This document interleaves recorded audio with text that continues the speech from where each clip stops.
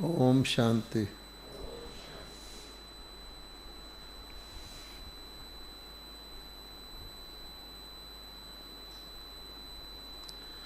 जब हम ओम शांति कहते हैं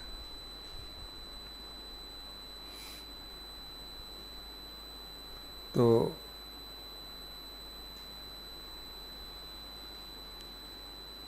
अगर हम उसको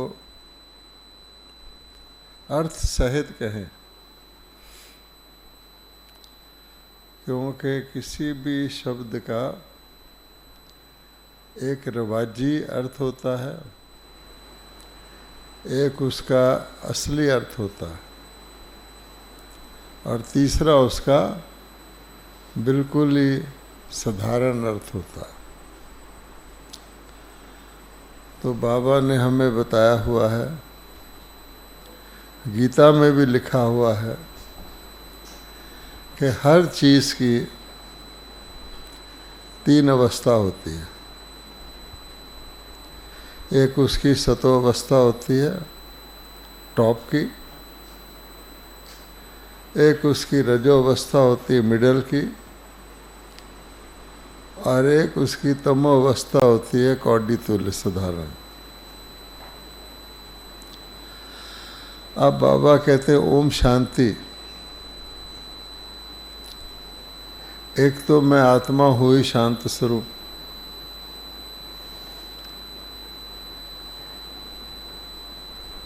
अब हम इस शांत स्वरूप में ज़्यादा रहने का अभ्यास करें,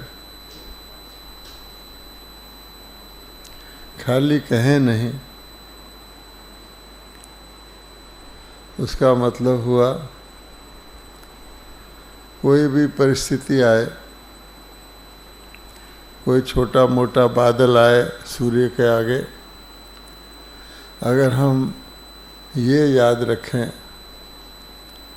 कि मैं शांत स्वरूप हूँ, तो बाबा कहते हैं कि शांति की शक्ति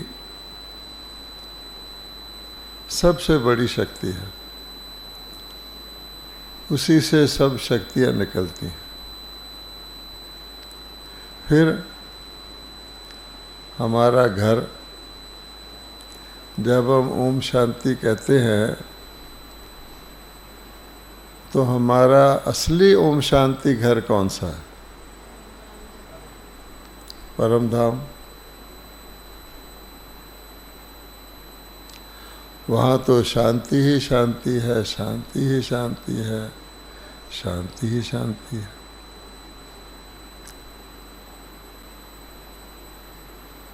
फिर हमारा पिता, वो तो शांति का सागर है। अगर हम इन तीन चीज़ों में स्थित रहें तो हमें अशांति हो सकती है? हो ही नहीं सकती। कोई दूसरा अशांति वाला सामने आ भी जाए, वो भी ठंडा हो जाएगा।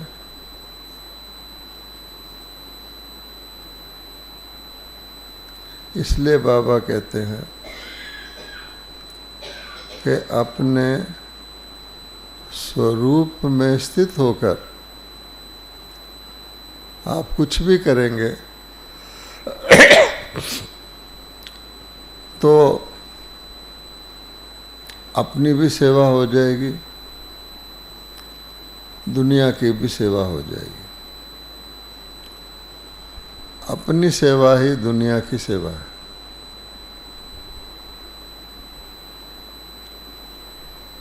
अब कोई कहे बहुत गर्मी है, बहुत गर्मी है, बहुत गर्मी हो गई,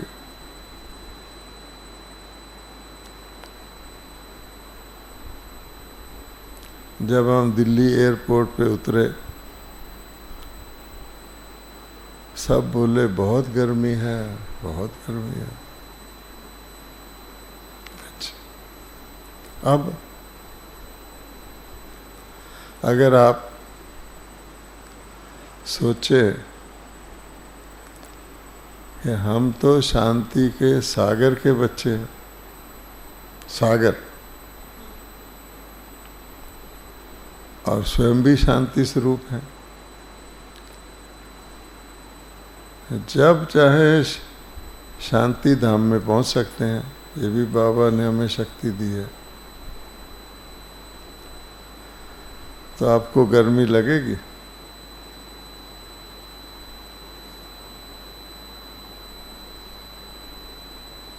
ये तो कुछ भी नहीं है। बाबा ने कहा हुआ है आगे क्या आने वाला है।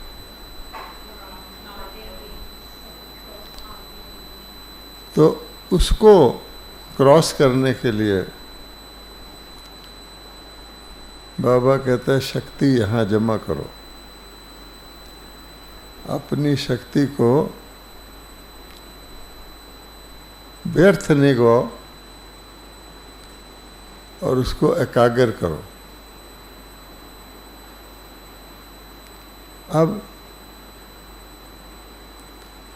जैसा हम अपने को समझेंगे, मैंने बताया 3 अवस्थाएं हैं। आप जिस अवस्था में रह के सोचोगे, बाकी सब कुछ उसी अवस्था में हो जाएगा। इसलिए ज़्यादा ज़रूरत है कि हम सीधा काम में न लग जाए,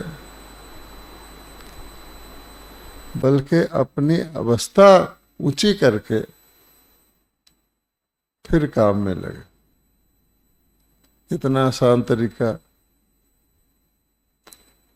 आज बाबा ने हमें मुरली में सवेरे क्या बताया। अगर आप सोचो कि सारे कल्प में, एक जन्म में भी नहीं, सबसे श्रेष्ठ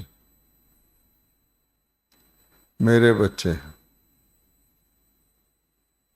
और आप देखो, बताया बाबा ने एक एक करके बताया परम धाम में कैसे श्रेष्ठ हैं।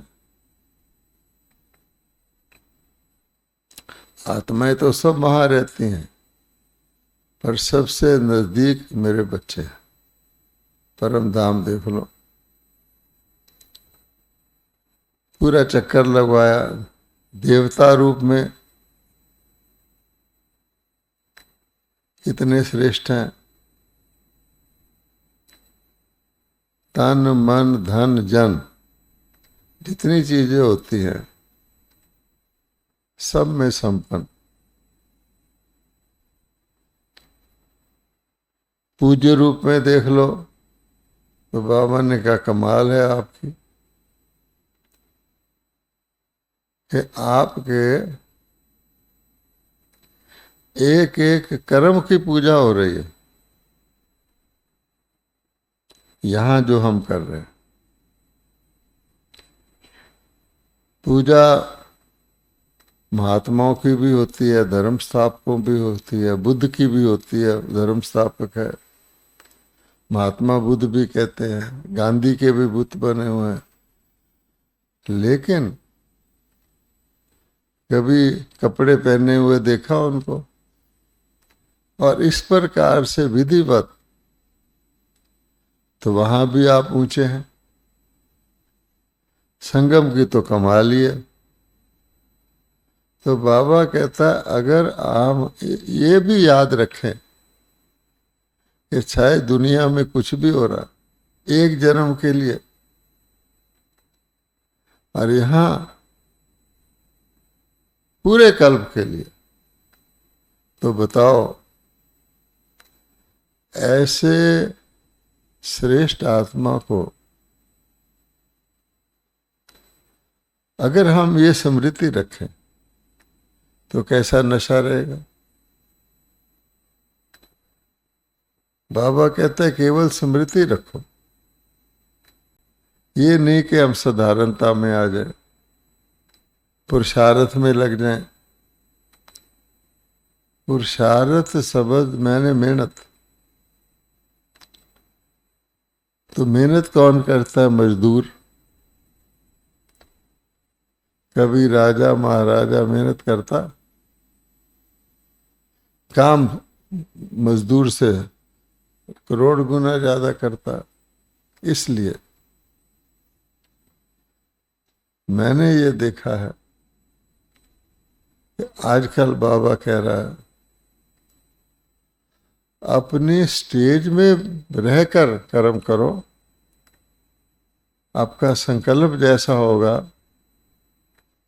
ऑटोमेटिकली आपका बोल वैसा निकलेगा, आपका कर्म वैसा होगा, आपका स्वभाव वैसा होगा। एक श्रेष्ठ व्यक्ति साधारण बोल बोलता, घटिया बोल बोलता नहीं। उसको आप पे ही नशा रहता है, आपके मुख से अच्छे बोल निकलेंगे, आपको भी खुशी होगी, दूसरे को भी होगी। तो बाबा कहते हैं अब आवश्यकता है प्रयोग करने की, यूज करने की। किसी के पास कितना भी बड़ा खजाना हो, जब तक वो यूज नहीं करता ना तो उसको उसका फायदा होता है,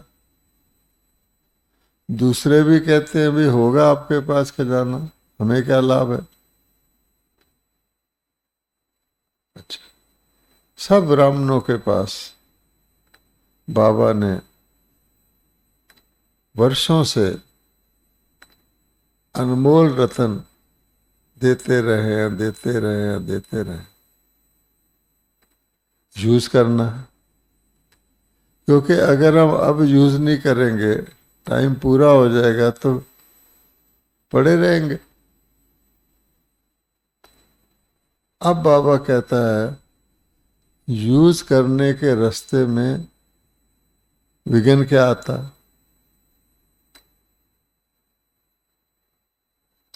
वो है व्यर्थ। वही संकल्प, संकल्प तो हर एक को है, संकल्प हर एक को मिला हुआ है, संकल्प करने की पावर। लेकिन अगर हम उस संकल्प को व्यर्थ बातों में लगा देते हैं, उसी में तो आपने ज्ञान रखा हुआ है, और फिर उसको एकाग्र नहीं कर सकते मौके पर। किसी का संकल्प व्यर्थ जाता रहे हर वक्त, अचानक कहो तो एकाग्र कर ले, बड़ा मुश्किल है। तो बाबा कहते हैं मैंने तुमको बिंदी में भरना है, तुम बिंदी हो। सतयुग से फैलाना शुरू किया, वहां तो ठीक तरह फैलाते थे। कलयुग में व्यर्थ व्यर्थ ही व्यर्थ, व्यर्थ ही व्यर्थ घूम रहे हैं। तो ना आपको कुछ प्राप्त होता, थकावट भी हो जाती है, और फिर मौके पे एकाग्र नहीं कर पाते। तो नतीजा क्या है? दुनिया वाले जिनके पास ये शक्ति है ही नहीं, और बाबा के बच्चे जिनके पास ये इतनी पावर है, तो मौके पर अगर वो पावर काम नहीं आई तो तकलीफ तो होगी, कष्ट तो होगा, कभी निरादर फील होगा, कभी किसी की बात फील होगी, छोटी छोटी। अगर एकाग्र हो तो वो उस मौके पे काम आ जाएगा। आदत है कि इसको यहाँ ये यूज करना। जैसे दुनिया में कितना भी कोई धनवान व्यक्ति हो, कितना भी धनवान हो, अगर धन को लापरवाही से खर्च करता है तो एक दिन उसको धोखा मिलता है। और अगर उसी धन को ठीक तरह यूज करता है तो धन बढ़ता है। इसलिए हर वक्त हमको बाबा ने वैसे कह रखा है, कुछ ना करो, कोई भी काम करो, मुझे याद कर लो। लेकिन वो याद भी साधारण हो जाएगी कि मैंने बाबा को याद कर लिया, जब तक उसके पीछे वो महत्व नहीं है। इसलिए बाबा कहते हैं अपने संकल्प की शक्ति को, संकल्प साधारण व्यक्ति भी करता है, संकल्प दुराचारी भी करता है, संकल्प ब्राह्मण भी करता है ऊंचा। उस शक्ति को महत्व देकर जमा करो और बढ़ाओ बढ़ाओ। आखिर संकल्प ही आपके संस्कार को काम में लाता। योग में भी बैठेंगे, एक होता है साधारण योग। जब आप महत्व देके बैठेंगे, ऑलमाइटी मुझे प्यार से याद करने के बदले में, पिता अपने बच्चों को जो प्यार से आज्ञाकारी होते हैं उसको सारी जायदाद दे देता। इसलिए हमको एक ही शब्द है, बाबा ने कहा है switch on switch off. Science वाले भी जो कुछ भी है, स्विच ऑन करोगे तो मिलना शुरू हो जाएगा, स्विच ऑफ करोगे तो बंद। तो स्मृति का स्विच ऑन करके हम कौन है, बाबा ने हमें क्या तक ताकत दी है, बस गीता के अंतिम शब्द यही हैं, नष्टो मोहा स्मृति लब्ध। फालतू मोह को भगवान कहते हैं क्यों फालतू चीजों में पड़े हुए हैं। संगम का युग है और यहां सब कुछ आपको मिल सकता है। संगम पूरा हुआ तो बैंक बंद। ओम शांति।